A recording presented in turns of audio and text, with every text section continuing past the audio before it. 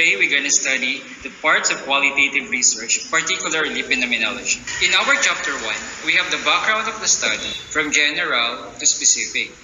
Pag gagawa tayo ng introduction, theoretical framework is mga teorya that will support your study. Operational framework, how that theories can help. Sa statement of the problem, under niya yung mga research questions natin. Assumption of the study is ano yung palagay mo na sagot or possible answer to that research question. Scope and delimitation, yung nasasakupan or yung limit ng study mo. Yun. Significance of the study, sino yung magbe-benefits.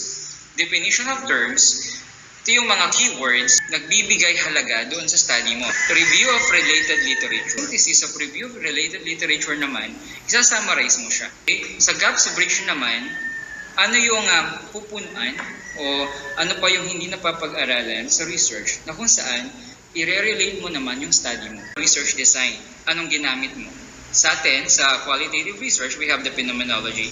Sources of data, participants of the study, data gathering procedures, dyan napapasok, di ba interview?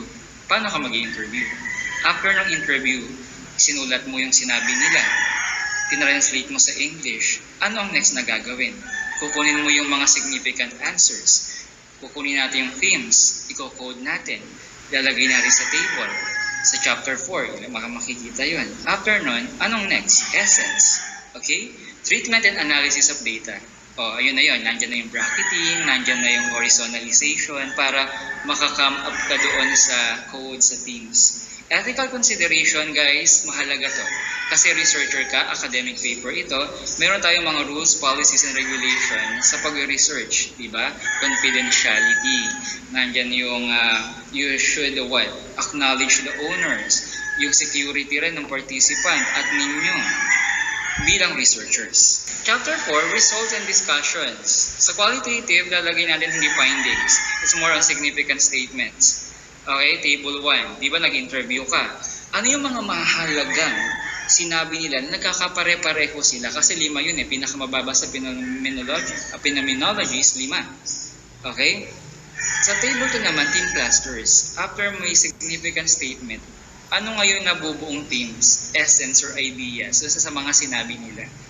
Chapter 5, summary, conclusion, and recommendation. So, summary, ulitin mo yung research questions and then sagutin mo. And then conclusion naman, yung mga sagot nga doon sa research questions, sa statement of the problem, and then recommendations. Iba yung recommendation sa significance of the study. Sa recommendation, nagbibigay ka na ng mga possible na dapat gawin ng mga personality, agency, or administrations.